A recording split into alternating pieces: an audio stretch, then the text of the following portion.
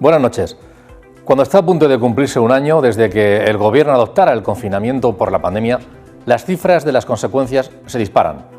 De pérdidas de vidas, 70.000 reconocidas oficialmente, y económicas, con 4 millones de parados. Muchos afectados no están dispuestos a asumir sin más el daño sufrido. Se prevé que unos 700.000 ciudadanos presenten reclamaciones o denuncias ante los tribunales. La gran mayoría irán contra la Administración por responsabilidad patrimonial. Y serán respecto de dos ámbitos fundamentalmente: el sanitario, por los recursos materiales y la organización a la hora de prestar el servicio más adecuado, y el económico, por las consecuencias sufridas por las empresas, comercios y trabajadores. Seguro que hay muchas dudas sobre esto y que veremos en las próximas semanas frecuentes informaciones al respecto.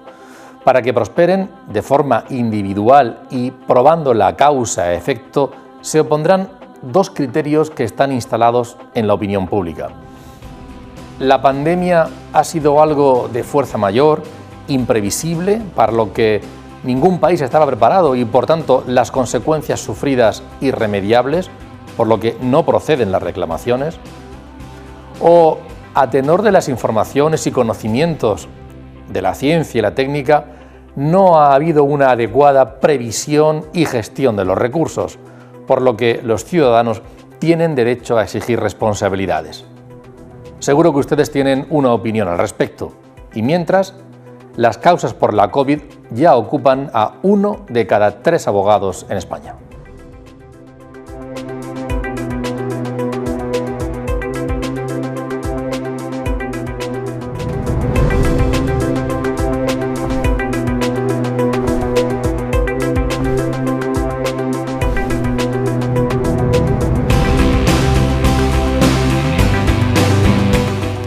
Buenas noches, bienvenidos al Debate Popular Televisión, un programa en el que contamos, hecho aquí en Plató, con Jaime Sánchez Vizcaíno, que es vicedecano del grado en Derecho de la Universidad Católica, es experto además en Derecho Mercantil y por tanto nos va a ayudar a entender, además de conocer su opinión respecto de este análisis que yo hacía o reflexión que hacía y algunas otras cosas que iremos desgranando en el transcurso del programa. Jaime, bienvenido, un placer contar contigo. Gracias, Antonio, por invitarme nuevamente a tu programa. Gracias y buenas noches.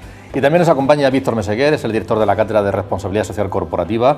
Gracias, Víctor, por venir. Buenas noches. Un placer, bien hallado y además encantado de compartir espacio contigo por amistad y por Jaime como maestro y amigo también. Gracias. Y también nos van a acompañar varias personas en el transcurso del programa. Le damos la bienvenida, en este caso, para hablar de lo que va a ser el primer bloque de nuestro programa, a Andrés Montalbán, magistrado, que en alguna ocasión ya ha estado aquí en el programa con nosotros, pero esto de la COVID aconseja que guardar distancia, aunque uno lo lleve como pueda. Andrés Montalbán, buenas noches. ¿Cómo lo lleva Andrés Montalbán, esto de la pandemia? Pues no lo llevo nada bien, no me gusta. Esto no es una cosa para llevarla bien, pero bueno, me aguanto, que es lo que hay que hacer, saber aguantar. Y así la vamos sobrellevando. Andrés, a lo largo de estos días se está hablando mucho de la renovación de los cargos del Consejo General del Poder Judicial. Es un tema, bueno, de estos días no, de hace ya varios meses, porque se tenía que haber renovado 2 años, ¿no? Me parece que lleva aguantando quienes están y debatiendo qué hacer al respecto. Se llegó a plantear que, como estaba bloqueado, en vez de 3/5, que se hiciera por mayoría absoluta. Aquello provocó una reacción importante, tanto aquí en España en algunos ámbitos, como también, sobre todo los judiciales, como también en Bruselas. Y ahora parece que se desatascaba, pero no se desatasca, que cuántos pone cada partido. Yo decía en esta editorial parecida la semana pasada que los jueces tomarán decisiones independientes, pero la imagen de querer controlar el Consejo de Poder Judicial como órgano de gobierno por parte de los políticos no es edificante. A mí me lo parece como ciudadano. ¿Y a un magistrado qué le parece? Me parece que tiene usted toda la razón. Es decir, se modificó el sistema original de la Constitución, fue que la mayoría del Consejo estuviera constituida por jueces elegidos por jueces. Eran 12 frente a 8 que elegirían las cámaras. Bien, esto se modifica en un momento determinado porque yo creo, sinceramente, que para tratar de asimilar poder. Bueno, se dijo que el nuevo sistema también era constitucional, aunque todos los miembros fueran elegidos por las cámaras. ¿Cuál es el problema? Que que los magistrados, los 12 de extracción judicial, no son elegidos por las cámaras, es mentira. Son elegidos por ejecutivos de los partidos políticos que pactan entre ellos quién quieren que sean, que vayan a formar parte del Poder Judicial. Como puede comprender, eso es una perversión absoluta del sistema, es una violación flagrante del espíritu constitucional, aunque no sea de la letra, pero es evidente que no son las cámaras las que están eligiendo a los jueces, para nada. Los están eligiendo ya ni siquiera los partidos, son los ejecutivos que los partidos delegan para que pacten, hagan el cambalache de ver a quiénes nombran. Van a nombrar, por supuesto, en principio, pues a los amiguetes, a los más afines, en fin, esas cosas. Y esos nombramientos, en cualquier caso, ¿influye luego en las decisiones? ¿Hasta qué punto? Para el ciudadano común, ¿cuáles son las consecuencias luego que se derivan de esto? A ver, es exactamente lo que ha dicho usted antes, es decir, esto distorsiona la imagen de la justicia. A ver, la elección del Consejo es muy importante. El Consejo va a elegir los altos cargos, va a elegir todos los magistrados del Supremo, va a elegir a los presidentes de los Tribunales Superiores de Justicia, a los presidentes de las salas. Es decir, la élite de la magistratura va a ser elegida por el Consejo. Eso da la impresión de que todo está politizado. No es verdad. El estatuto de los jueces les da suficiente independencia y les garantiza suficientemente su independencia para que cada juez en su juzgado sentenciando sea absolutamente independiente. En eso el ciudadano puede estar tranquilo que eso va a ser así. Otra cosa es cuando lleguen los temas de arriba, cuando los temas que se van a decidir en las altas instancias, hasta qué punto se dice, es que han votado 3 magistrados progresistas, han votado a favor y 3 en contra en el Tribunal Constitucional también. Igual, eso es la perversión absoluta del sistema. Eso no tenía que ser así. La elección tendría que ser con espíritu constitucional, eligiendo por las razones de mérito y capacidad. Es decir, los jueces los miembros del Consejo tenían que ser por mérito y capacidad y punto, los mejores. Y que los eligiera el propio Consejo. Bueno, mejor dicho, y que el presidente lo eligiera. Fíjese hasta qué punto el sistema se pervierte, que el primer acto del Consejo es elegir al presidente. Le pueden elegir a quien quieran, dentro de los parámetros que la ley exige, de que sea un jurista, con una antigüedad, en fin, una serie de... Pues no, antes de sentarse ese día que se constituye el Consejo, los 20, ya se sabe quién va a ser el presidente. ¿Por qué? Pues porque ha sido paniaguado directamente con anterioridad. Bueno, no quiero alargarme en esto, pero si te recuerda, el WhatsApp, el famoso WhatsApp de Cosidó, el portavoz del PP en ese momento, diciendo que el acuerdo que habían llegado, que habían elegido y que estaba muy contento con lo que habían elegido porque les permitía controlar a la sala segunda desde detrás y de paso a la sala del 61, que sabe usted que es la sala que, entre otras muchas cosas, es la que decide la ilegalización de los partidos políticos y por lo tanto su extinción. Es decir, esas cosas tan...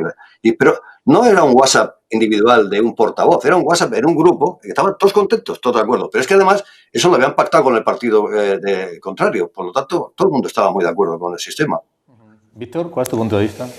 Pues mira, yo no tengo tanta certeza, yo tengo muchas más dudas. Primero, yo no dudo de la profesionalidad de la judicatura, es decir, eso, yo creo que el debate está en cómo elegimos al órgano de gobierno de la judicatura. No creo en la profesionalidad y a lo hecho me remito. Mira, el Consejo General del Poder Judicial se ha posicionado unánimemente contra la propuesta del gobierno del sí es sí, unánimemente. Es decir, que un partido proponga un magistrado no supone que ese magistrado vaya a hacer lo que diga el partido que lo ha nombrado. Eso nunca ha sido así.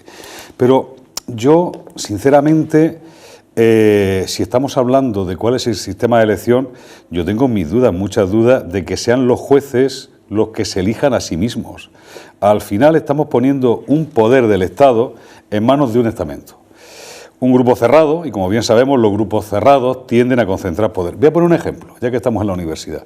¿Cuántas veces hemos criticado en el mundo académico, en el mundo político y en el mundo social, que no nos parece bien el sistema de cooptación en la elección de los rectores en las universidades públicas, donde los profesores, los alumnos y el PAS no son empleados, sino que son los propietarios de la universidad? Yo pongo un ejemplo, hace poco fui a un acto de graduación en la Universidad de Sussex University, en Inglaterra. El rector se llama Sanjay Bhaskar, es un actor de origen indio y su función es el de Relaciones Públicas y maestro de ceremonia. Luego tiene un presidente y un CEO. Pero mira, me remito hasta incluso a la legislación comparada, al derecho comparado. Si analizamos el Consejo Superior de la Magistratura portugués, el Consejo Superior de la Magistratura italiana, el Consejo Superior de la Magistratura francesa, pues mira, en Portugal es un sistema mixto. el vicepresidente lo ponen los jueces, 6 vocales los jueces, 7 vocales el Parlamento. El Consejo Superior Italiano, mixto, 2/3 jueces, 1/3, por cierto, el Parlamento, entre catedráticos de universidad y abogados con más de 15 años de experiencia. Francia, los jueces proponen a 5 y los otros 5 son el fiscal, lo propone la Fiscalía, el Consejo de Estado y 3 vocales que propone el presidente de la República, ya no es el legislativo, es el ejecutivo. Presidente de la República, presidente del Congreso y presidente del Senado. No nos vamos a ir a Estados Unidos, los propone el Ejecutivo. Donald Trump ha colocado a 2 magistrados en el alto tribunal. Es decir, oiga, vamos a ver esto también con un poco de luz en el sentido de no liarnos. Y luego, sobre todo, mira, a mí me genera cierto sinsabor que se diga que esto está politizado, porque mira, en las sociedades prepolíticas o en las que no se permite la política, ¿sabéis cómo se resuelven las cosas? Por la fuerza. Es la historia del hombre de Cromañón, que el que tiene la porra más grande y picuda se hace con la cueva, con el dinosaurio del vecino que es más débil. En la cueva es la historia de la sangre roja, azul, frente a la vulgar sangre roja, del norte frente al sur, del hombre frente a la mujer, de la espada frente a la cruz de madera. Es decir, ojo que la política lo que hace es democratizar las condiciones en las que nos gobernamos un país. No vaya a ser que hagamos como le dijo Franco a un político, cuando le dijo a un ministro, el general Franco, oiga, usted haga como yo, no se meta en política. Política es todo. Jaime. Bien, bueno, yo voy a coincidir plenamente con el magistrado Montalbán, no solamente ya en que yo creo que los jueces deben de ser, el Consejo General del Poder Judicial debe ser por los jueces y no por la clase política, pero es que aparte de eso, el espíritu de la Constitución, como había dicho don Andrés, es que hasta el año 1984, aquella frase famosa de Alfonso Guerra, Montesquieu muerto, el espíritu constitucional era el que ha manifestado Andrés Montalbán. Se elegía el Consejo General del Poder Judicial por los propios jueces. ¿Por qué? Porque los jueces tienen que ser elegidos por una cuestión que también ha dicho muy bien Andrés Montalbán, por mérito y capacidad y no por adscripción política o por simpatía con los dirigentes de los partidos políticos. Al igual que los colegios profesionales son elegidos por los propios colegiados, el presidente del Consejo General de la Abogacía Española es elegido por los colegiados, por los abogados, el presidente del Consejo General del Colegio de Médicos exactamente igual. Yo entiendo que aquí, para que haya una verdadera independencia del Poder Judicial, por lo menos la mayoría de los miembros del Consejo General del Poder Judicial deben de ser elegidos por los propios jueces. Y hablando del derecho comparado, como ha citado muy bien mi compañero de claustro, pues efectivamente se da la paradoja de que hay países europeos donde está fuertemente politizado también el nombramiento. Pero, por ejemplo, hay 2 países que son, evidentemente, lo que se ha llamado el sistema y el espíritu europeo en cuanto a la administración de justicia, que es Bélgica y Francia. En Francia, la mayoría de los jueces de la más alta magistratura del Estado es nombrado por los propios jueces. En Bélgica también exactamente igual, el 50% son elegidos por los jueces, por los propios jueces. Con lo cual yo creo que un sistema que podría introducirse sería, o que se debería de establecer, sería que por lo menos la mayoría de los miembros del Consejo General del Poder Judicial, esos 20 vocales del Consejo General del Poder Judicial, sean elegidos por los jueces. Una parte podría ser elegido por el Parlamento con una mayoría, y ahora hablaríamos de la mayoría y de la reforma que quiso imponer el gobierno de coalición sobre rebajar la mayoría de 3/5 partes a la mayoría absoluta, que me parece que era el sistema de descontrol absoluto, ya se hubiera sido una temeridad y que la Comisión Europea, como bien sabéis, ha rechazado tal propuesta. Y por tanto yo creo que un sistema mixto, primero, para mí el mejor sistema sería que fueran elegidos por los jueces. Y subsidiariamente, en el caso de que eso no fuera posible, que por lo menos la mayoría de los 20 vocales del Consejo General del Poder Judicial sean elegidos por los propios jueces y el resto por las instituciones, en este caso por el Parlamento. De todas maneras, puntualizar, en el sistema francés, si hacemos las cuentas bien, son 5 por los jueces y luego el fiscal 1, consejero de Estado 2 y 3 vocales por el presidente de la República, de la Asamblea y del Congreso. Ya el presidente de la República no hubo una reforma que el presidente de la República ya no lo vota. Andrés, sí. Te lo digo yo, el presidente de la República tenía que votar. El sistema que se quiso copiar aquí fue el italiano. Y en contra de lo que dice Víctor, el sistema italiano no es el que él dice. El sistema italiano tiene 27 miembros. 3 son natos. Uno de ellos es el presidente de la República, por cierto, otro del Senado. 8 son elegidos por las cámaras y 16 son elegidos por los jueces y entre jueces. Es decir, es una abrumadora mayoría. Por eso funciona también el Consejo Superior de la Magistratura Italiana, que es el sistema que aquí se quiso copiar y que luego se adulteró porque se cambió, porque porque sí, porque el Ejecutivo quiso tener cuotas de poder. Dice que que parece, cuando se dice, es que si los jueces eligen a sus jueces, es una cuestión de corporativismo, se sustrae una parte de la soberanía. Bueno, será mejor que los elijan los jueces, que no le deberán nada porque serán sus compañeros quienes los eligen y nada tendrán que deberles. Que lo elija, porque no nos engañemos, no son las cámaras, no nos engañemos, al final es el propio gobierno. Lo peor, lo más perturbador que existe es que un poder elija a otro. Que el poder ejecutivo elija al poder judicial es siniestro, vamos, en sí mismo. Yo respeto los criterios, sobre todo diferentes, faltaría más. Pero insisto, mantengo mi opinión. Los rectores de las universidades públicas están secuestrados por los profesores que lo eligen. Hay un sistema de cooptación. Y luego, vamos a ver, tengamos las convicciones claras. El Congreso de los Diputados, donde se delega la soberanía de España, que reside en el pueblo español. Es decir, las cosas yo creo que un sistema mixto sería razonable, pero insisto, yo nunca dejaría el Consejo General del Poder Judicial en manos exclusivas de los jueces, como tampoco dejaría la universidad en manos exclusivas de los docentes, etcétera, etcétera. Pero por razones que se puede confundir, y de hecho se confunde el interés general con el interés corporativo, y no es lo mismo. Hace unos meses, creo que fue en octubre, cuando hubo aquel intento de que, puesto que estaba bloqueado, que se eligieran por mayoría absoluta, que fuera suficiente, contactamos con los representantes aquí en la región de Murcia de las 3 organizaciones de jueces y magistrados y nos criticaban duramente esa posibilidad, pero también hablaban de cuál es su postura, la importancia de cómo deben renovarse. De aquellas declaraciones hemos extraído la que a día de hoy todavía sigue teniendo vigencia, y es ese pronunciamiento. Ascensión Marín, de jueces y juezas por la democracia, Fátima Saura, de la Asociación Profesional de la Magistratura, y Andrés Carrillo, de la Asociación Judicial Francisco de Vitoria. Vamos a escucharlo brevemente.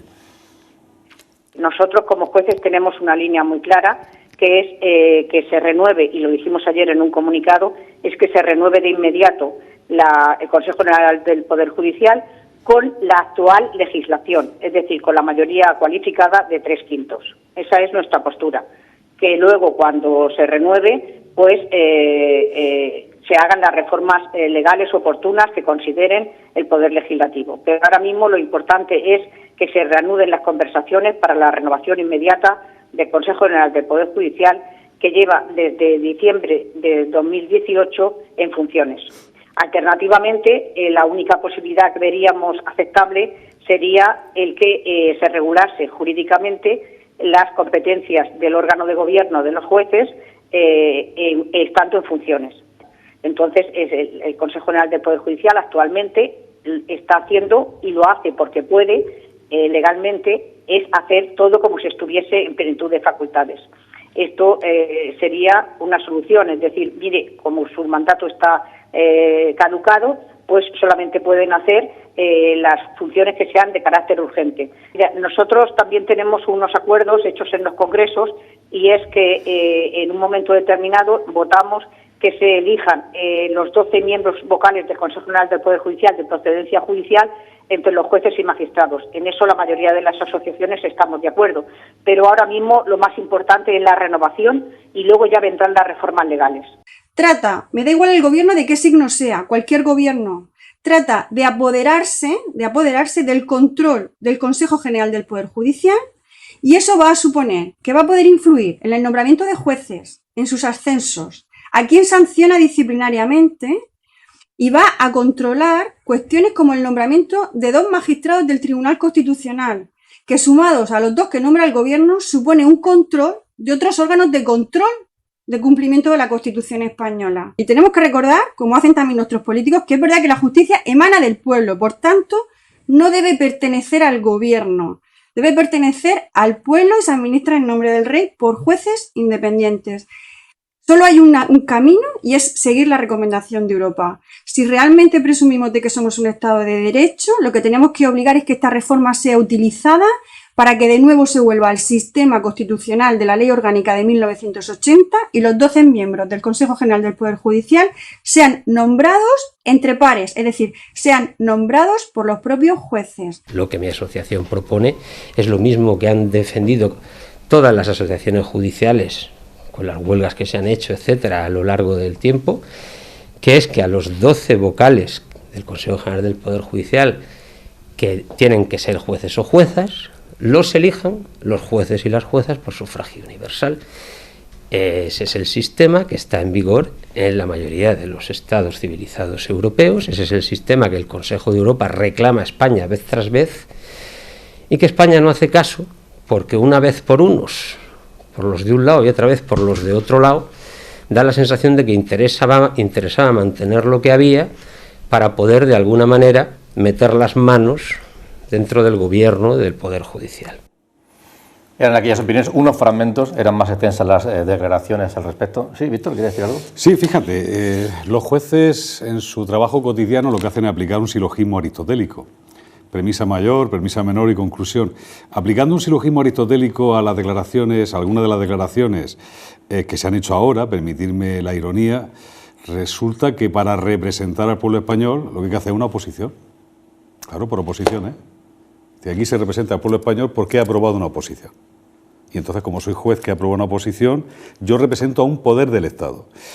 Mira, la separación, lo de Montesquieu es serio. Y yo diría más, es importante este tema, como importante es que haya un control y una auditoría permanente de los tres poderes del Estado. Esto no funciona así. Es decir, yo creo que si estamos hablando de la legitimidad que solamente puede dar aquel en quien reside la soberanía nacional, que es el pueblo español, que yo sepa, eso se viene manifestando por un proceso, un procedimiento de elecciones generales, no es otro.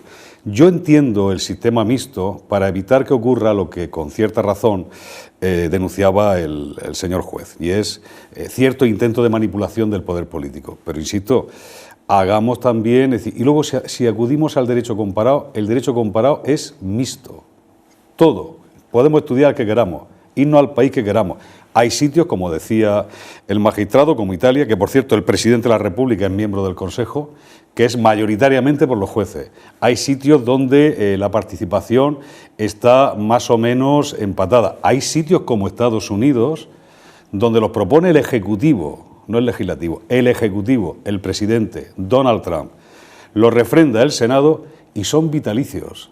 Tomas decisiones hoy, dice, de hecho, los dos principales jueces del alto tribunal estadounidense creo que están en una media de 84 años. No es tan fácil. Yo tengo dudas, tantas certezas no tengo. Yo, como digo en el juzgado, me afirmo y ratifico íntegramente en las declaraciones que he prestado antes. Yo creo que el Consejo General del Poder Judicial debe ser nombrado por los jueces. Y si bien es verdad que luego el nombramiento de los jueces debe ser por mérito y capacidad. Esto es un tema muy importante. Por eso se trata de a quién nombramos, sino los méritos y capacidad. Y hay que ver la trayectoria profesional de esos magistrados que forman parte del Consejo General. Andrés. Y luego, por decirle algo a mi compañero, en Bélgica la mayoría es nombrado por los jueces, en Francia, en Italia también. Es decir, que si estudiamos el derecho comparado, a lo mejor la solución al problema estaba en lo que la propuesta que yo he hecho, un sistema mixto, donde la mitad sean nombrados por los jueces y la otra mitad por la Cámara, pero por las cámaras, por el Congreso y por el Senado, pero con la mayoría de 3/5 partes. Yo esa, compañero, te la acepto, pero la que no te acepto, compañero, es exclusivamente por el Poder Judicial. Subsidiariamente. Andrés, para concluir este tema. Bueno, para concluir, digo algo como dice Vizcaíno, yo me ratifico también en lo que he dicho. Vamos a ver, el sistema funcionaría sí. Realmente el sistema fuera una elección por cámaras y las cámaras eligieran a los mejores en propuesta que fuera de gente por mérito y capacidad. Pero es que eso no es verdad. Estamos directamente en la partitocracia. Pero si lo leemos en los periódicos cada día, este debate último que ha sido, no se ponen de acuerdo porque yo no quiero que entre uno de Podemos. Yo no quiero. Pero bueno, eso es tan evidente que el sistema se sustrae al criterio constitucional, que entonces no ha funcionado y no ha funcionado hasta ahora y funciona mal. Porque las funciones del Poder Judicial el Consejo puede ser hacer nombramientos, y es muy importante, y de ahí controlar la cúpula. Pero tiene una función esencial, que es velar por la independencia del Poder Judicial. ¿La independencia frente a quién? No es la independencia frente a cualquiera, es la independencia frente a los otros poderes. Por eso, decía un filósofo italiano, hay que huir el Consejo de la Magistratura, los jueces, el Consejo de la Magistratura, es decir, el órgano supremo de la verdad, debe huir del Ejecutivo, verlo a otro lado. Y aquí, por desgracia, ¿quién está pactando el nombramiento del Consejo en este momento? El Ejecutivo y el partido de la oposición se ha acabado. Fíjese hasta qué punto es una perversión que, para buscarlos, las correas de transmisión son una asociación, las asociaciones de un grupo, las asociaciones de otro. vamos a no engañarnos, Jueces para la Democracia sería la asociación del PSOE, la asociación de la magistratura, que es mayoritaria, sería la del PP. Y de ahí salen los que se nombran. Entonces te encuentras con una asociación como Francisco de Vitoria, que no tiene carga de transmisión con un partido y ni un solo vocal sale del Francisco de Vitoria. Yo creo que el ejemplo está claro, que no funciona, Víctor, no funciona el sistema. Por mucho que queramos acudir a la soberanía popular, no funciona. Funcionará mucho mejor, sin duda, pero este sistema está funcionando muy bien en algunos países y en varios modelos. Una cuestión más, Andrés.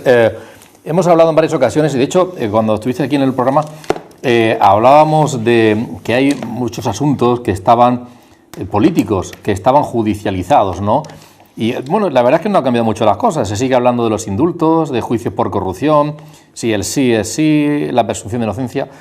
Sigue habiendo muchos casos que están ahí en la política y que los jueces al final tienen que tomar decisiones. Pero también hay que decir, oye, pues al revés también ocurre, ¿no? Porque, fíjate, en el gobierno hay 3 ministros que son jueces, ¿no? Grande Marlaska, Margarita Robles y Juan Carlos Campos. Es decir, que al final esa relación pues parece que no es inevitable, igual no hay por qué evitarla, ¿no? Entre unas cosas y otras. Yo no soy muy partidario de las puertas giratorias, de pasar, sobre todo no soy partidario de que un político pase a ocupar cargos judiciales. No me gusta porque creo que no debe ser así. Por lo demás, de lo que se ha hablado, lo que sí que es el reverso de esto es la llamada politización de la justicia, la judicialización de la política. Sí.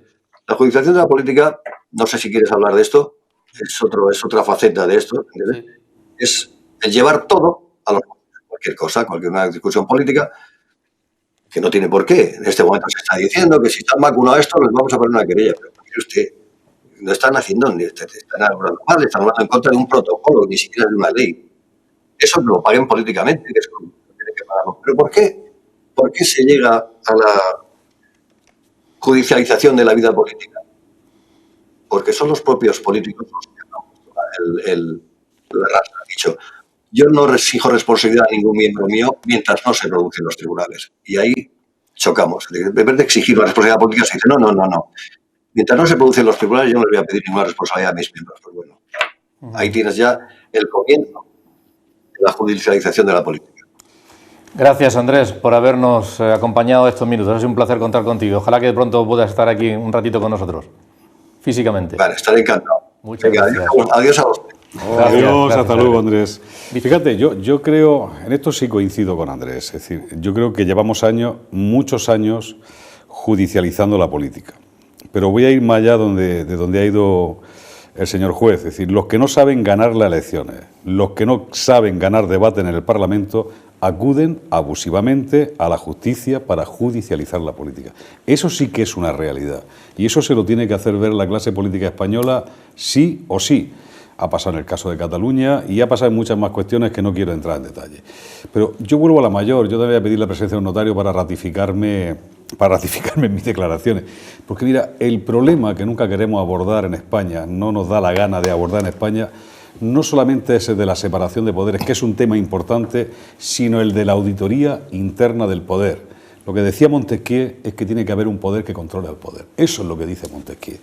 Y el control previo, por ejemplo, y aquí voy a hablar a favor del Consejo General, lo que implica es dejarnos de menos cosas de cómo lo elegimos y darle más recursos y más competencia y, sobre todo, que haya reglas claras acerca de cuándo un juez está tomando una decisión judicial y por tanto política, y no cuando los jueces toman decisiones partidistas y por tanto sesgadas, que también pasa. Nadie es perfecto en esta sociedad, nadie es perfecto. Y voy a volver a mi libro, a mi zona de confort.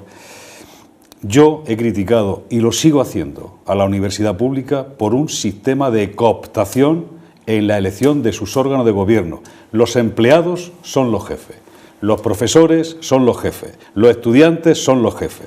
Pues mire usted, también hay doctrina, también hay derecho comparado, universidades norteamericanas, que es donde nosotros nos fijamos mucho como universidad católica, donde se le imprime un sentido de empresa, de gestión, de alguien que ponga orden. Es decir, cuando yo hablo, por ejemplo, de la gestión en los juzgados, y esto seguramente mi compañero Jaime no lo compartirá y Andrés no está y no lo puede compartir.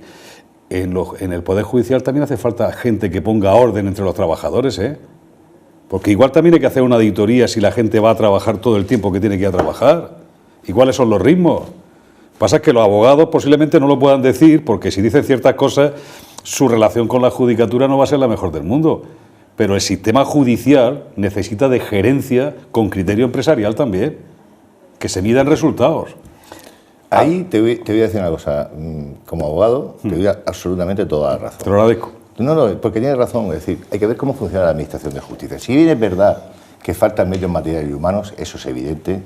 Que tenemos leyes procesales que tú conoces perfectamente, Víctor, decimonónicas, como era la Ley de Enjuiciamiento Criminal, del año 1882. Bueno, la Ley de Enjuiciamiento Civil es más reciente, del año 2000, pero que no se ha adaptado a los nuevos tiempos. La verdad es que, como abogado te lo digo, efectivamente, conozco jueces que trabajan muchísimo y muy bien. ¿Y otros? Y que dictan sentencias, y muy que dictan sus sentencias bien y fundamentadas en derecho. No se trata de corte y pega. Toda la razón, fíjate, Jaime, por darte la razón ahí. Yo he visto sentencias que para mí valen más que una tesis doctoral. Bien, es que las hay muy buenos magistrados. Hay buenos magistrados. Y además trabajan. Y del otro también. Muy trabajadores. Y hay funcionarios también muy buenos. También.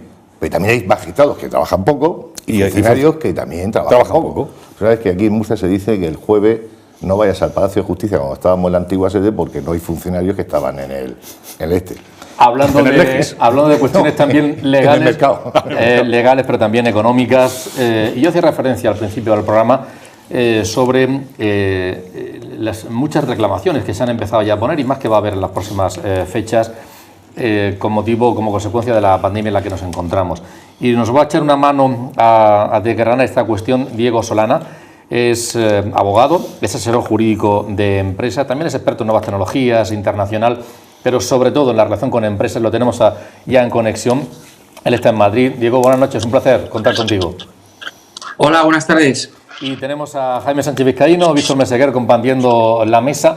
Y me gustaría realmente, yo apuntaba al principio, cuestiones sanitarias, tiene que ver con el ámbito sanitario, sobre la prestación, los recursos que había, cómo se ha prestado, consecuencias de infectados, de fallecimientos, y cuestiones también económicas relacionadas con el cierre de empresas, pérdidas, por tanto, económicas, autónomos y demás. Pueden ser los dos grandes temas, pero tú estás trabajando estrechamente en este asunto. ¿Realmente va a haber tantos casos de reclamaciones y demandas, y esos son los dos grandes ámbitos? Nosotros estamos representando a un grupo de hosteleros, hoteleros, apartamentos turísticos, centros de ocio nocturno.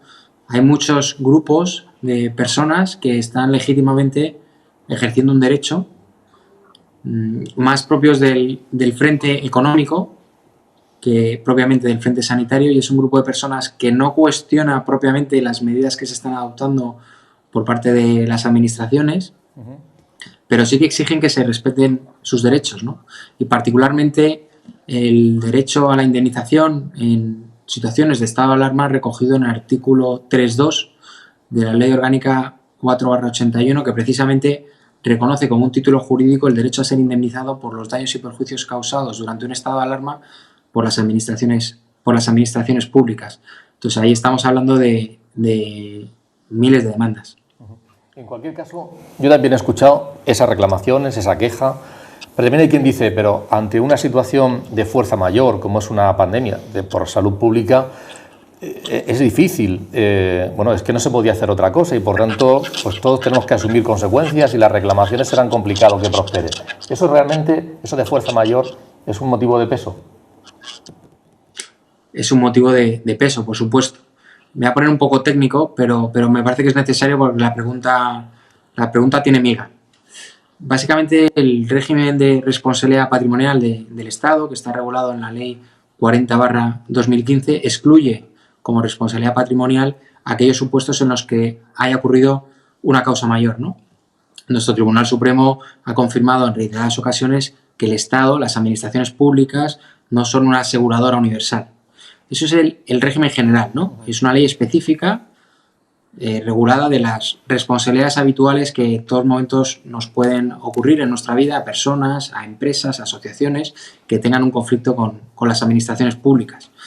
Pero es que en la ley 4/81, la ley orgánica que regula precisamente el estado de alarma, no se deriva no tiene como base el fundamento de la responsabilidad patrimonial a la que me he referido con anterioridad.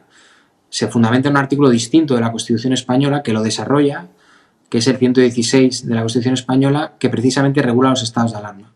Y en esa regulación de los estados de alarma expresamente se recoge el derecho al que yo me refería con anterioridad. Por tanto, estamos ante un marco jurídico distinto, una situación que no se ha dado en democracia en anterioridad. El estado de alarma, el primer estado de alarma en democracia, ni siquiera en el 23F se declaró un estado de alarma, fue con motivo del cierre del espacio aéreo en el 2011, que fue apenas unos días y muy limitado a las torres de control del espacio aeroportuario de nuestro país, pero realmente ahora es cuando nuestra democracia, nuestro Estado, tiene que determinar si existe ese derecho a ser indemnizado o no por los daños causados durante el estado de alarma. El artículo 3.2 de una ley orgánica, la 481, expresamente lo reconoce como un título jurídico. En último momento, y como se reconoce en la filosofía clásica del derecho, y todos los letrados lo hemos estudiado en la universidad, al final el derecho es lo que dicen los jueces. Por tanto, tendrá que ser el Tribunal Supremo el que determine, en último caso, si es necesario, o sea, si existe ese derecho o no existe ese derecho. En cualquier caso, me gustaría apuntar 2 o 3 cosas, si me permitís. Primero, que en la mayor parte de los países de nuestro entorno se están dando ayudas directas, mucho más grandes de las que se está dando aquí. Cuando la hostelería en España realmente es un elemento de competitividad internacional importantísimo para nuestro país, va a ser clave para la recuperación, que esperemos que llegue lo antes posible, y está totalmente, es parte de nuestro tejido cultural, social, y ha permitido que muchas otras industrias se desarrollen, ¿no? Entonces, como no se están produciendo esas ayudas, desafortunadamente, esas ayudas públicas, aunque hay continuos anuncios, pues ha habido un grupo de personas que se ha tenido que, desafortunadamente, poner en contacto con los abogados, porque esta solución tiene una solución política. Si hay voluntad política, va a haber dinero para que estos sectores pues no terminen desapareciendo y que se les ayude, porque ahora lo que hay es un problema de liquidez, de mercados totalmente destruidos, pero es una situación temporal que tenemos que a través de la intervención del Estado, de la acción política, se puede solventar para llevar lo mejor posible estos años o estos meses que nos queden de esta terrible situación, y que posteriormente todas estas empresas, todos estos autónomos, todas estas personas que se dedican al sector de la hostelería, que estamos hablando de 100.000 locales en nuestro país, pues puedan aguantar y continuar y ser clave en la recuperación próxima, la recuperación económica próxima. Jaime, sí, no, yo comparto también. Perdona, hoy estoy compartiendo con todos los tertulianos su posición, ¿no? Un rato. Y además, lo que dice mi compañero es cierto. O sea, responsabilidad patrimonial yo creo que la hay. Y también se ha basado en un artículo que publicó hace muy poco tiempo sobre un tema de las mejilloneras en el año, una sentencia por ahí, que lo ha publicado, un artículo magnífico como es un gran jurista como él. Estamos en un caso de fuerza mayor. El COVID es un caso de fuerza mayor. Es un hecho evidentemente que no se podía esperar. Ahora bien, la cuestión es, las medidas adoptadas en el gobierno, sobre todo para el sector de la hostelería, que yo creo que es el más perjudicado, ¿han sido las adecuadas? El cierre de los establecimientos hoteleros ha sido lo más adecuado, porque, por ejemplo, tenemos el caso de Madrid, donde no se han cerrado los establecimientos hoteleros, y la restauración, bares, cafeterías, etcétera, etcétera, que son los más afectados, como dice mi compañero, y el grado de pandemia, el grado de contagio ha sido exactamente el mismo. Por tanto, si aplicamos la causa de fuerza mayor, evidentemente existe, pero oiga usted, las medidas que ha adoptado el gobierno, no solamente nacional, sino también el gobierno regional, ¿han sido las adecuadas? Es decir, ¿el cierre de esos establecimientos obedecía realmente a una cuestión estrictamente sanitaria demostrada y constatada? Porque no hay ningún estudio científico que evidencie que realmente los contagios se producen en ese tipo de establecimientos. Por tanto, yo aquí creo que causa de fuerza mayor existe, pero las medidas adoptadas por el gobierno no han sido las adecuadas, no han sido constatadas, no han sido científicamente demostradas, y evidentemente ha causado un perjuicio económico a esos autónomos que tienen sus propios establecimientos, a las grandes cadenas hoteleras también. Ha habido el problema del cierre de los establecimientos. No olvidemos el tema de los más afectados, que ha sido muchos de los propietarios de los locales de negocio, y si quiere luego hablamos del tema, que se ven afectados con demandas millonarias de la cláusula rebus in stante tan famosa, que si quiere luego podemos hablar del tema, pero que al final yo considero que tenemos 2 vías para poder reclamar, digo, los hoteleros, 2 vías que están perfectamente definidos y que lo ha dicho muy bien mi compañero. Porque yo creo que las medidas adoptadas del cierre... Mira, te voy a seguir contándote y ya voy a concluir. Si yo ya he visto que en Madrid hubieran aumentado exponencialmente los casos con los establecimientos hoteleros y las cafeterías y los restaurantes abiertos respecto a cualquier otra comunidad autónoma, te diría, oye, pues mira, la medida que ha adoptado el Gobierno de Madrid ha sido inadecuada, ha sido temeraria. Pero es que veo precisamente que con establecimientos hoteleros abiertos, restauración abierta, sin una limitación horaria, como por ejemplo también ha pasado en Andalucía, los casos no han aumentado, es evidente que las medidas que ha adoptado el Gobierno, tanto nacional como autonómico, son medidas que han ido en perjuicio de esos autónomos, esos empresarios, esos pequeños y medianos empresarios, y por tanto yo creo que hay una responsabilidad patrimonial de la Administración pública. Por lo que decía Diego Solana, Víctor, está la parte judicial, pero yo he interpretado en él también una parte de mediación, ¿no? De acuerdo, diciendo, oye, pues seguramente no hay que ir a eso si hay una voluntad de apoyo económico, de indemnización, de compensaciones, de liquidez para salir adelante, porque al final lo que quiere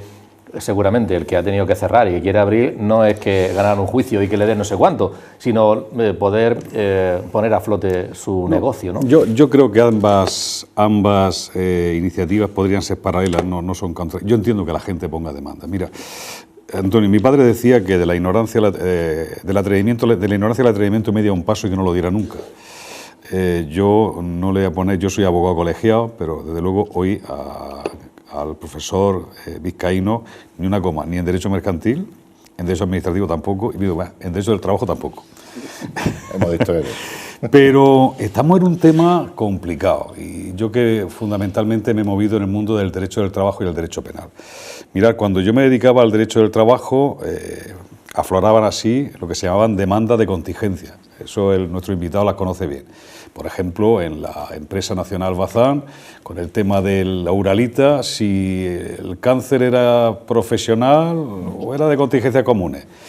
Os recuerdo que el COVID ha sido declarada enfermedad profesional para los sanitarios.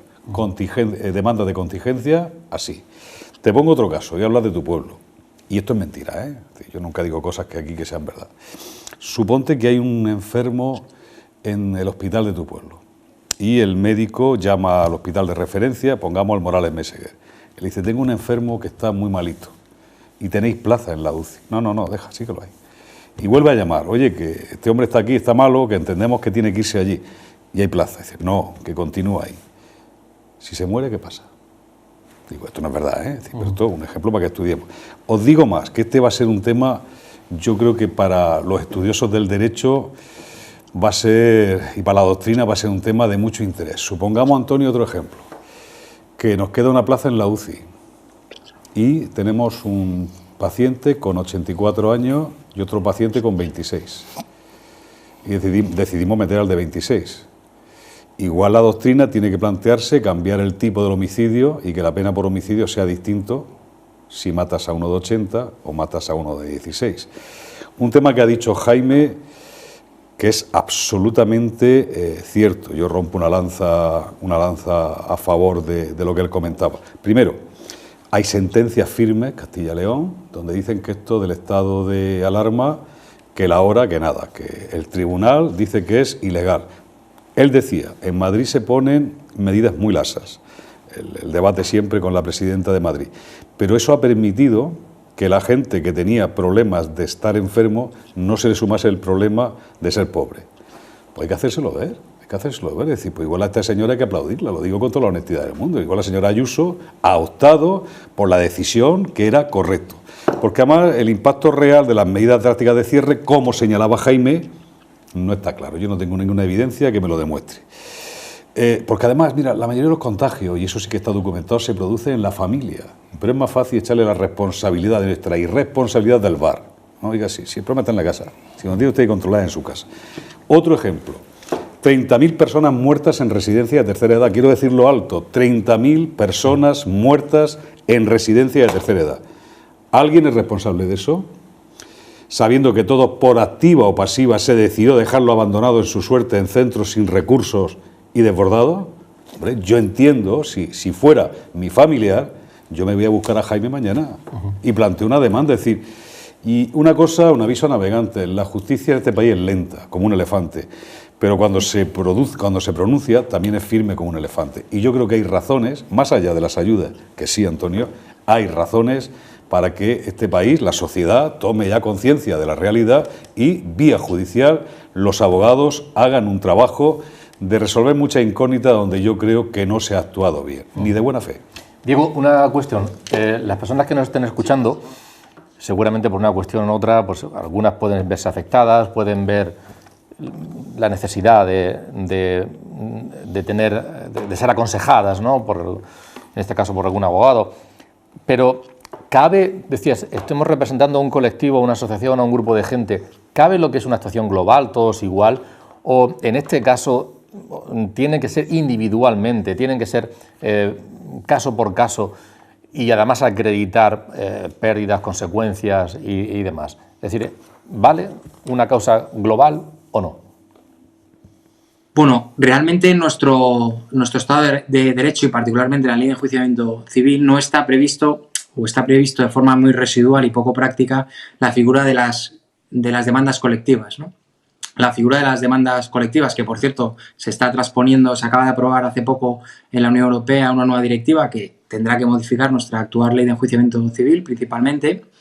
No es como el sistema anglosajón. El sistema anglosajón hay un grupo líder que representa una parte de un abogado, por ejemplo, que lo elige el juez, y una vez que ese grupo, ese abogado líder, que lo llaman ellos leading plaintiff, obtiene una resolución judicial, por ejemplo, una sentencia favorable, imaginemos en un supuesto de daños con algún producto farmacéutico. Pues entonces, si yo he sufrido, el juez establece unas bases y aunque tú no estés representada en ese leading plaintiff, aunque tú no seas parte del procedimiento, tú, si una vez fijada la sentencia, una serie de baremos, tú puedes ir acreditando que has consumido ese producto bajo unas determinadas circunstancias y directamente el juez ordena que te den un cheque o que te apliquen otro tipo de medida. En nuestro sistema, nuestro ordenamiento jurídico, desafortunadamente no existe esa figura, que yo personalmente creo que sería muy positiva. Y hay que ir demanda individual una a una. Al final, este sistema, que realmente es extraordinariamente complejo, tanto para los abogados como para la clientela, limita el derecho a la tutela judicial efectiva, ¿no? Impide que un grupo de personas afectadas por unos daños homogéneos y por una fundamentación jurídica homogénea pueda plantear una única demanda. Aquí lo que estamos haciendo realmente, aunque es un término un poco técnico, es acumular, que es una figura que permite que cuando se reúnen una serie de elementos coincidentes en un número de demandas, esas demandas individualmente presentadas se pueden dilucidar en un único procedimiento y en una única sentencia. Yo, a mayor abundamiento de lo que dice Diego, el Gobierno ya lo ha dicho, o sea, el tema de la posible mediación, acuerdo, ya ha dicho el Gobierno, ¿no?, que se acoja a la causa de fuerza mayor y que es una causa de fuerza mayor y que por consiguiente no hay indemnizaciones. Y ahora, si quieres, entramos en el tema de las ayudas, porque esos 11.000 millones famosos... Ahora entraremos en eso, pero antes le doy las gracias a Diego Solana. Diego, muchísimas gracias. Gracias, Diego, por habernos acompañado y habernos arrojado a luz sobre esta cuestión, que seguro que va a estar en los medios de comunicación muy pendiente en las próximas fechas, semanas y meses seguramente. Muchas gracias. Muchas gracias a ustedes. Un saludo Diego, fuerte pronto. Aquí desde Madrid. Gracias. Hasta luego. Hasta luego, Diego. Hasta luego. Bueno, la verdad es que, en efecto, pero es complicado también organizar todo esto. Se cierra, no se cierra, unos sí o no, quién cumple, quién incumple. Tú en varias ocasiones aquí has defendido lo de la responsabilidad individual, pero como eso es una quimera. No, no es una quimera, tenemos que hacerlo, tenemos que mirarnos al espejo, es decir, esta pandemia se está llevando por delante la vida de mucha gente, es decir, yo tengo amigos, todos tenemos ya amigos y conocidos que no han superado la pandemia, y eso yo creo, es decir, además tú lo dijiste en un programa, yo que siempre he defendido lo contrario, en los últimos tiempos me planteo que las imágenes más dramáticas de la pandemia deberían salir en los medios de comunicación, que la gente debe saber qué está provocando, cuáles son las consecuencias de actos irresponsables. Y los actos irresponsables, que yo tengo amigos que están en el Campo Santo, y Jaime los tendrá y tú los tendrás. Y fíjate, en el tema de las ayudas, mira, yo tengo muchas dudas sobre los 11.000 millones de euros que anunció el presidente. Mi duda viene de que creo que ni el mismo presidente sabe qué anunció. Eso os digo sinceramente, que esa es la principal duda que tengo. Yo estoy esperando a que salga la señora Calviño, que es la que entiende de esto. Porque aparte la señora Calviño, cuando salga, antes habrá hablado con Europa. Y está bien que la gente en España hable con Europa antes de decir cosas que puedan quedar en una tontería. Mira, yo en ese tema lo tengo muy claro. La mejor medida es impedir que muchos pequeños comercios cierren porque le obligan a cerrar. La mejor medida es que hay que hacer que quien quiera trabajar pueda trabajar, restaurantes, bares. Y para eso, mira, tan criticado fue el Plan E, yo sí haría un Plan E para la pequeña y mediana empresa. Yo sí haría un Plan E para que la pequeña y mediana empresa pueda sobrevivir, porque mirad, tenemos 4 millones de parados, sin contar el millón de personas que tenemos en ERTE. Esto apunta mal, esto apunta muy mal de las consecuencias económicas y sociales que va a tener esta pandemia. Y honestamente, lo digo desde la máxima honestidad, el empleo lo crean los empresarios, pero sobre todo el 98% del empleo, que no se confunda nadie, lo crean los pequeños empresarios. Ese autónomo que tenía 3 contratos, en ERTE o en el paro. El pequeño bar que tenía 2 contratos, la agencia de viajes, madre mía, cómo lo tiene que estar pasando la agencia de viajes, que tenía 3 personas al paro. Ese sumativo es un escándalo, y ahí yo sí que digo que el gobierno tiene que tomar medidas. Y ahora sí te voy a contestar la pregunta que me hacía antes y que también contestaba él. Sí, yo creo que queda espacio para la negociación, pero por mi patrimonio biográfico, que tampoco viene a cuento contarlo aquí, yo creo que la gente negocia cuando siente una amenaza creíble. Demandas. Y lo que están haciendo estos señores es crear una amenaza creíble. Es decir, o lo resolvemos por las buenas, o lo vamos a resolver en los tribunales, hombre. Porque, vuelvo a insistir, no hay... Es decir, al juicio, y eso Jaime lo controla más que yo, porque él ejerce, tienes que ir con la carga de prueba. Es decir, yo creo que aquí la carga de prueba va a ser muy difícil de demostrar, porque, insisto, no hay ninguna evidencia científica de que estos pequeños comercios fuesen los culpables del incremento de casos de COVID en este país. Entonces, por Dios, por la Virgen, es decir, le hemos pedido un sacrificio, hagamos un esfuerzo, porque aparte ese esfuerzo se va a redistribuir en esos 3 empleados de la agencia de viajes que van a volver a la agencia de viajes, que es lo que todos queremos, los 2 empleados del bar que van a volver al bar, porque eso de las empresas de 4.000, de 1.000, de 500, eso no es nada, eso es la inmensa minoría de este país. La mayoría de este país son pequeños empresarios que crean empleo. Bien, te voy a añadir algo a lo que ha dicho Víctor. Primera cuestión. Perdona, Jaime, sí. Te doy la palabra, pero le damos la bienvenida, que lo tenemos en conexión ahora mismo, a otro compañero vuestro, Alfonso Hernández Quereda, es abogado laboralista y graduado social, está en el Consejo aquí a nivel regional y también pertenece al Consejo Nacional de Graduados Sociales. Alfonso, buenas noches, bienvenido, gracias. Buenas noches. Hola, buenas noches. Estamos con, encantado de estar con vosotros. Con Víctor Meseguer y con Jaime. Jaime, te doy la palabra. Sí, buenas noches, Alfonso. Vamos a ver, lo que estamos hablando de esa promesa que hace siempre el presidente del gobierno con unas grandes titulares propios de la publicidad institucional que hace este gobierno, ¿no? De esas prometidas 11.000 millones de euros. Y efectivamente la ministra Calviño ya se ha pronunciado, claro, porque ya ha consultado a Europa, le ha dicho, mire usted, se descartan las ayudas directas, con lo cual esos 11.000 millones no es flujo de caja que vaya a entrar a los pequeños y medianos empresarios, se descarta. Y además, lo que se trata es de llegar a un acuerdo con las entidades financieras para que la moratoria de los préstamos ICO y la reducción del préstamo ICO en un 25%. Y le dice la banca, la gran banca ya se reunió hace 2 días con la ministra Calviño y dijo, mire usted, a nosotros no nos toque este tema porque no vamos a rebajar absolutamente nada.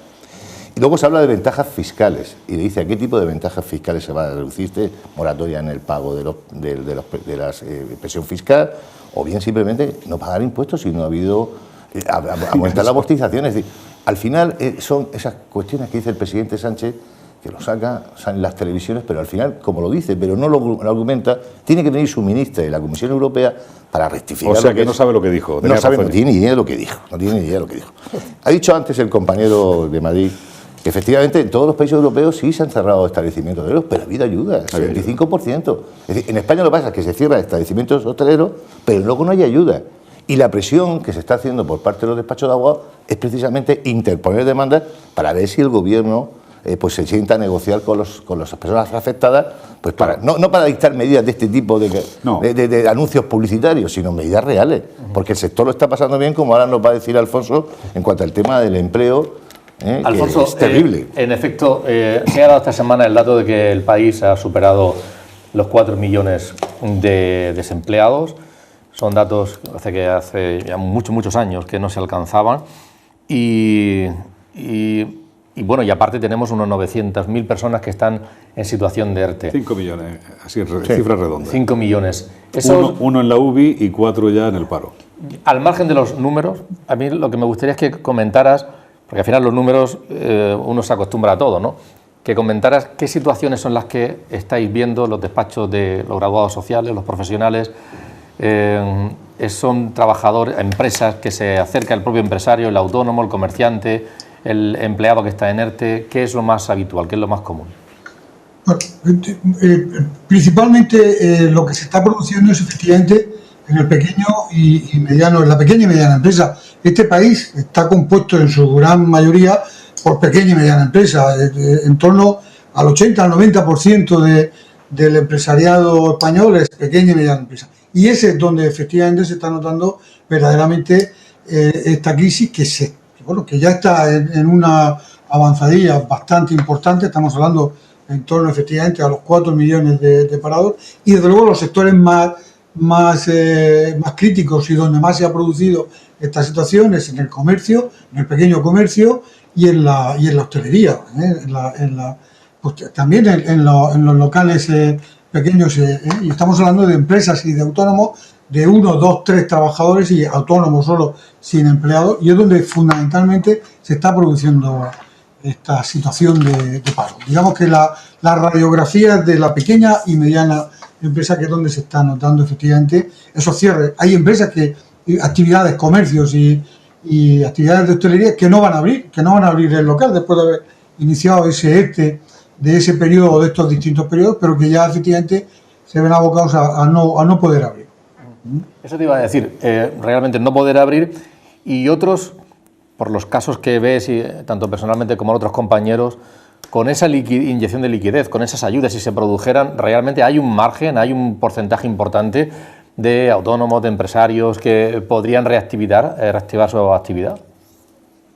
Probablemente si se hubiesen producido las ayudas en la medida en que efectivamente hubiesen sido necesarias y que incluso se han dado en otros países de la Comunidad Económica Europea, probablemente hubiesen podido mantenerse y probablemente no hubiese caído o no hubiese cerrado la gran cantidad de pequeños y pequeños autónomos y pequeños empresarios. Yo creo que efectivamente hubiese podido mantener por lo menos esa gran parte de autónomos y de la pequeña y mediana empresa. Hay un dato dedicado al Banco de España. Se prevé que este año, del 1,5 millones de autónomos de nuestro país, 300.000 cierren la persiana de forma definitiva, por falta de ayudas. Claro. El problema es ese, es una falta.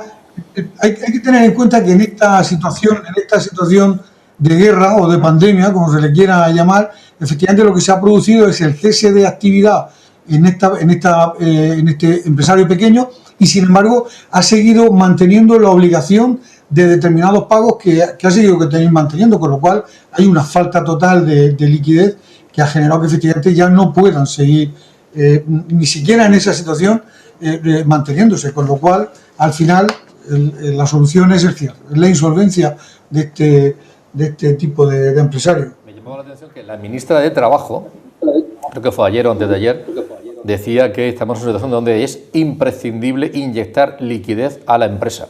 Era una frase textual de la ministra de Trabajo, que era imprescindible inyectar liquidez a... Pues te voy a dar otro dato, de hoy también. El Gobierno, sabes que hay una moratoria para la presentación de concursos de acreedores que termina ahora a final de marzo. Bueno, pues el Gobierno seguramente hoy o mañana va a dictar un Real Decreto ampliando el plazo de la presentación de los concursos de acreedores, no admisión a trámite de los concursos necesarios, y de alargar la situación de insolvencia otros 6 meses más. ¿Por qué? Porque se prevé, por los jueces de lo mercantil, que va a haber aluvión de concursos de acreedores de pequeños y medianos empresarios. ¿Es sostenible todo esto? A ver, mira, varias cosas. Primero, las pymes son el 99,88% de las empresas españolas. Claro. 99,88%. Es que pueda sumar que quita 100, 99,88% lo que le quede. Segundo, lo que ha dicho la ministra es mentira. Vamos a ver. Que nos diga nuestro compañero, que lo sabe mejor que nosotros, desde cuándo los ERTEs han empezado a consumir desempleo. Hombre, vamos a ver. Es decir, yo creo que a la gente hay que engañarla con maña. Justo. Es decir, eso no es una ayuda directa. Ojo, una ayuda directa que no está pagando el gobierno, están pagando los trabajadores que han cotizado por su desempleo. Es decir, que los trabajadores, cuando están en el ERTE, están consumiendo desempleo desde hace un tiempo. ¿Vale? Eso es una ayuda directa a la empresa que no paga el gobierno, paga el trabajador, que todos los meses en su nómina le descuenta a él y al empresario en las contingencias profesionales la parte proporcional al desempleo. Con lo cual, mentira. Segundo, es decir, lo decía Jaime, lo decía el compañero anterior, que en Alemania sí están dando ayuda directa a la empresa, ¿por qué no? Y te digo más, fíjate si no es verdad. Next Generation, nueva generación, 144.000 millones de euros. El presidente Sánchez se ha reunido con el IBEX 35 y este año esos fondos van a ir al IBEX 35. Oiga, un poco de por favor, coja usted, genera alianzas público-privadas. Me parece bien que las empresas del IBEX sean las empresas tractoras, pero incorpore usted al tejido empresarial menor, haga usted alianzas público-privadas. Sí, yo estoy loco porque el IBEX 35 siga creciendo, pero no deje que ese 99,88% de empresas que crean empleo se vayan al carajo. Sí hay posibilidades, Antonio. Es decir, por ejemplo, en los fondos de Next Generation, lo que se publicó en el boletín oficial de diciembre es que se van a desarrollar gestionando PERTES. PERTES son alianzas público-privadas, donde hay una gran empresa, que es la empresa Tractor, que hace alianzas con empresas más pequeñas y organizaciones sociales. Oiga, pues siga usted lo que ha publicado en el boletín oficial del Estado y enganche a la pequeña empresa a una empresa Tractor para que pueda recibir oxígeno y pueda respirar. E insisto, lo de que no se pueden dar ayuda directa es mentira. Cuando quieren darla, sí se dan. Sí, Alfonso, si me permitís, sí, hay una cuestión, no sé si antes se comentaba que la justicia cuando es lenta no es justicia. Las ayudas cuando son lentas no son ayudas, no tienen eficacia. Una de las cuestiones importantes que se debería de haber solucionado en este conflicto es la inmediatez. Ese tipo de ayudas que ahora se están reclamando, que están estudiando y que no se han producido, pues probablemente cuando lleguen, que no van a llegar, pero si llegaran, ya sería demasiado tarde, porque efectivamente el tejido del pequeño empresario no puede mantener esta situación. No puede mantener esta situación cuando efectivamente no tiene una liquidez, tiene una falta total y absoluta de liquidez y le siguen venciendo los pagos de determinadas cuestiones que efectivamente es lo que hace que se asfixie y que genere ese cierre, que genere esa situación de insolvencia. Y luego, otra cuestión importante que también se está dando y que está generando un conflicto verdaderamente importante son las prestaciones de desempleo que ya casi se están solucionando, pero hay muchos trabajadores que no han percibido todavía las prestaciones de desempleo por problemas de tramitación en la resolución de ese tipo de prestaciones. En definitiva, Alfonso, las soluciones, si no son inmediatas, no tienen una eficacia como deberían de tener si hubiese una inmediatez. Alfonso, ¿desde cuándo los ERTE están consumiendo desempleo? A partir del 31 de diciembre, en enero. Alfonso, las personas... y luego decimos que la abuela fuma. Sí. Alfonso, cuando las personas que se acercan, pequeñas y medianas empresas, autónomos, comerciantes, trabajadores, aparte de la situación que se ven abocados, ¿qué les preocupa? ¿Poder recibir el desempleo lo antes posible? ¿Cuáles son las cantidades? No sé si alguien pide incluso hasta refinanciar la hipoteca de su casa para poder mantener algún negocio. ¿Qué situaciones os encontráis? Si se produce una falta de liquidez en el empresariado, pues imaginaos lo que se produce en el trabajador, que efectivamente puede ser, se da la circunstancia de que ya lleva meses sin cobrar. O lleva meses sin cobrar la prestación de desempleo, porque ha estado en el ERTE y no se ha tramitado o no le ha llegado la prestación, o la propia empresa le ha generado una deuda, efectivamente, que no ha podido pagarle esos salarios, con lo cual su gran preocupación es esa falta de liquidez también, porque al trabajador también, paradójicamente, también le sigue le siguen corriendo los pagos. Pues lo típico, el trabajador que tiene una hipoteca, una pequeña o mediana hipoteca que tiene que seguir pagándola, y determinadas obligaciones que tiene, pues como por ejemplo el consumo de luz y otro tipo de gastos que efectivamente pues siguen corriendo. Luego ya tenemos la cuestión después de que se habla de cuando se produce la vulnerabilidad y se produce el concepto de recibo social, etcétera. Pero mientras que eso llega, efectivamente en ese momento se encuentra el trabajador pues sin una liquidez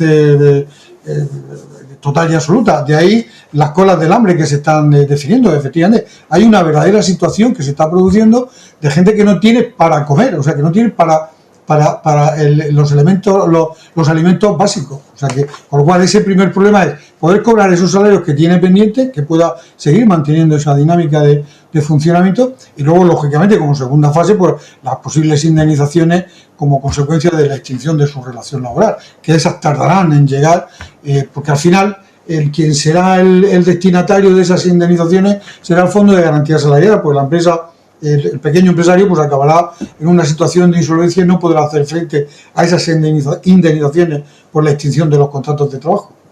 Como no me gusta de mirar en negativo, vamos a plantear una medida positiva, seguro, un deseo, que se va a poner encima de la mesa y que va a ser positiva para la economía, para el empleo, para las empresas de nuestro país. Jaime, una de ellas.